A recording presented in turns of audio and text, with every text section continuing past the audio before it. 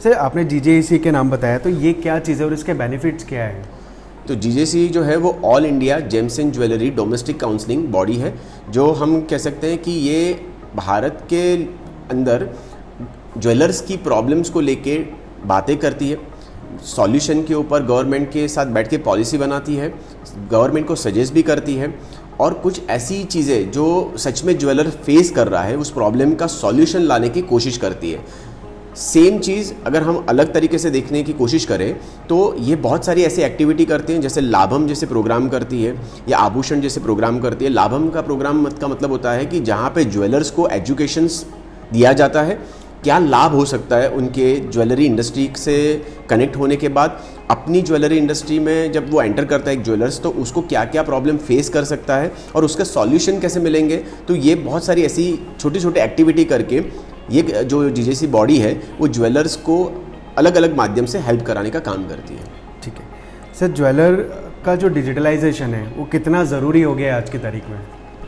Digitalisation jewellers को, अब मैं कह सकता हूँ कि अगर मेरी आज दुकान इंदौर में है या मेरी एक दुकान मुंबई में है, लेकिन मैं पूरे भारत में अपने आप को कैसे रिप्रेजेंट कर सकता हूँ, तो उनको एक खुद की ऑनलाइन दुकान बनानी पड़ेगी। ऑनलाइन दुकान का मतलब होता है कि आपका ऑनलाइन खुद का अस्तित्व, तो वो अस्तित्व कैसे क्रिएट होता है? तो वेबसाइट द्वारा। तो वेबसाइट भी अपने आप में आपकी एक ऑनलाइन दुकान है। जैसे आदमी आपके दुकान में आता है और जो बिहेवियर आपके साथ, या हम कह सकते हैं कि जो अनुभव आपके साथ मिलता है, वैसा ही अनुभव, उस प्रकार का अनुभव ऑनलाइन उसकी दुकान में मिल पाएगा क्या? तो उस तरह आपको सोचना पड़ेगा, क्योंकि जितना डिजिटल प्रेजेंट आपका रहेगा उतना ही आपकी सेल भी बढ़ेगी। सर जैसे ज्वेलर डिजिटलाइज भी होना चाहता है, कई बार अपना ब्रांड को प्रॉपरली प्रेजेंट करना चाहता है, तो वो सब चीज़ों के लिए फ़ंड लगता है, तो वो फ़ंड कैसे लेकर आ सकता है एक ज्वेलर? बड़े जितने भी ज्वेलर्स हैं ना, मैं उनकी बातें नहीं करूंगा, इसलिए नहीं करूंगा क्योंकि उनके पास फंड का भी ऑप्शंस काफ़ी सारा है, उनके पास इन्वेस्टर भी काफ़ी सारे हैं, या हम कह सकते हैं कि उनके पास खुद के भी पैसे इतने सारे हैं कि वो अपने बिजनेस को मैनेज कर लेते हैं। लेकिन मैं बात उन छोटे ज्वेलर्स की करूंगा जो अभी 100-200 ग्राम से अपने ज्वेलरी इंडस्ट्री में पैर रखे हुए हैं, या अपना छोटा मोटा बिजनेस चला रहे हैं, जिनके पास 1-1.5 किलो का सामान पड़ा है। लेकिन उनके पास सबसे बड़ी जो प्रॉब्लम आती है, क्योंकि मेरे साथ बहुत सारे ऐसे जूम मीटिंग पे डिस्कशन होते हैं ना ज्वेलर्स के साथ, तो वो कहते हैं कि सर हम फ़ंड कहाँ से लाए, हमको फ़ंड ज़्यादा चाहिए। तो बैंक के पास जब जाते हैं तो बैंक हमको मना कर देता है कि फ़ंड नहीं देगा। फिर मैं जब उनके साथ डिस्कशन करता हूँ तो समझ में आता है कि वो लोग क्या कर रहे हैं, जो छोटे ज्वेलर्स जो है वो बेचारे जितनी भी डील होती है ना, उनको बुक्स पे नहीं ला पा रहे हैं। बुक्स पे नहीं लाने पे के बाद, जैसे अगर आपको बोलूँ कि भैया मेरा 1000 करोड़ का टर्नओवर है, आप बैंक हो तो आप मानोगे नहीं, तो आप क्या बोलोगे, भैया आपके ITR में जो दिखेगा ना मैं उसको मानूंगा। तो वैसे ही कोई भी छोटा ज्वेलर्स हो या बड़ा ज्वेलर्स हो, आपका ITR ही बता देता है कि आपकी टॉप लाइन क्या है। टॉप लाइन का मतलब होता है आपका सेल कितना है। उस सेल के बिहाफ पे बैंक आपको फंडिंग करता है। वो या तो ओवरड्राफ्ट फैसिलिटी के हिसाब से करेगा, या CC के हिसाब से करेगा, या कोई भी गवर्नमेंट स्कीम्स के हिसाब से भी करेगा, लेकिन आपके ITR के बेसिस पे ही आपको फंडिंग दी जाती है। तो हर ज्वेलर्स को ये समझना पड़ेगा कि जब अगर आपको बड़ा पैसा चाहिए बैंक से, आप जो सोच रहे हो उससे भी ज़्यादा पैसा अगर आप डिमांड कर रहे हो, तो आपके सेल लाइन को आपको जितना हो सके बढ़ाना है, क्योंकि एक बैंक का कैलकुलेशन चलता है। जैसे अगर कोई भी ज्वेलर्स बैंक से अगर फंड की डिमांड करता है, तो बैंक का एक बहुत सिंपल कैलकुलेशन है, ओवरड्राफ्ट फैसिलिटी हो या CC फैसिलिटी में 25% ऑफ, मतलब आपका जो टर्नओवर है, जैसे मान लो आपका टर्नओवर 1 करोड़ का है, तो उसका 25% कितना होता है, 25 लाख रुपया। तो बैंक आपको 25 लाख रुपए तक की लोन दे सकता है। अच्छा। अगर आपका टर्नओवर 100 करोड़ का है तो बैंक आपको 25 करोड़ तक की आपको लोन दे सकता है। तो ये सबसे पहला क्राइटेरिया। सेकंड क्राइटेरिया, जो आपको वो लोन देना चाहता है उसके सामने उतनी ही वैल्यू की कोलेटरल, मतलब आपके पास प्रॉपर्टी है क्या।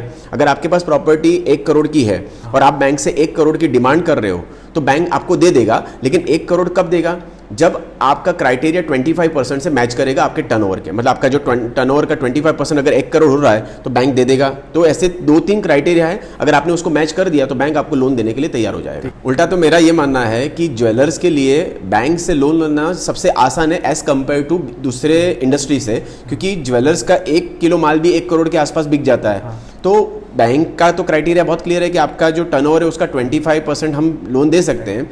तो इजीली ज्वेलर जितना इजीली लोन गेन कर पाएगा बैंक के पास से, उतनी दूसरी इंडस्ट्री नहीं कर पाती है। तो ज्वेलर्स के लिए तो ये वरदान है कि वो ज्वेलर इंडस्ट्री में है। ओके, मतलब ज्वेलर्स के लिए लोन लेना सबसे ईजी है आज की तारीख में। सबसे ईजी है, बस उसके अपने बुक्स को अच्छा बनाना पड़ेगा। बैंक को ये बताना पड़ेगा बुक्स के द्वारा कि वो हर साल प्रॉपर इंटरेस्ट दे पाएगा। और ये दोनों 2-3 चीज़ों पे अगर उसने फोकस कर लिया ना तो पैसों की कमी कभी आएगी नहीं, उल्टा हर 2-3 साल में ज्वेलर्स एक नई प्रॉपर्टी खरीद सकता है। सर ऐसे ज्वेलर्स जो है सबसे बड़ी प्रॉब्लम है उनके शोरूम में, उनकी दुकान में फुटफॉल कैसे बढ़ाया जा सकता है? ज्वेलर्स को अगर अपनी दुकान में अगर फुटफॉल बढ़ाना है तो हम अगर 3 पॉइंट की बात करते हैं। फर्स्ट पॉइंट, ज्वेलर्स को अपना ऑनलाइन प्रेजेंस बढ़ाना पड़ेगा, इंस्टाग्राम हो या फेसबुक हो या यूट्यूब हो, यहाँ पे अपने प्रोडक्ट को ना बेच के प्रोडक्ट के बारे में इन्फॉर्मेशन लोगों को देनी पड़ेगी।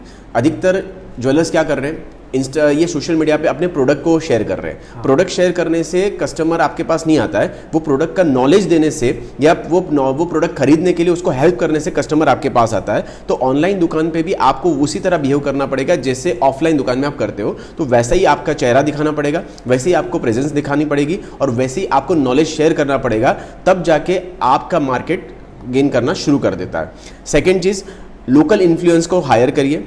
लोकल इन्फ्लुएंस जो होते हैं, जैसे मान लो कि अगर आपका ज्वेलरी का बिजनेस है ना, तो आपको क्या देखना चाहिए कि मेरे पास जो ज्वेलरी है वो सेगमेंट क्या है, वो क्या 40,000, 50,000, लाख रुपया, 2 लाख रुपया, 2 लाख रुपये तक के कस्टमर आ रहे हैं क्या? तो अब वो 2 लाख रुपये के कस्टमर पहनने वाले जो ज्वेलरी पहनने वाले कस्टमर हो गए, वो कौन सी साड़ियाँ पहनते हैं, कौन सी साड़ी पहनते हैं, मतलब वो इजीली अगर 2-3 हज़ार 4 हज़ार की साड़ी पहन रहे हैं तो 4 साड़ी के जो इन्फ्लुएंसर मार्केटिंग करने वाले जो होते हैं उनको आप हायर करो और उनके साथ आप अपने प्रोडक्ट को इन्फ्लुएंस के द्वारा पूरे मार्केट में पेनिट्रेट करना शुरू करो, तो वहां से भी आपके फुटफॉल आना शुरू कर देंगे। और तीसरा, जब वो कस्टमर आपकी दुकान पे पहुंचता भी है तो उस टाइम पे आपका कस्टमर के साथ का बिहेवियर कैसा होता है, आपका कस्टमर के साथ का इंटरेक्शन कैसा होता है, आप उसको कैसा फील कराते हो, क्योंकि हमारा जो ज्वेलरी इंडस्ट्री ना ये टच एंड फील वाला मार्केट है।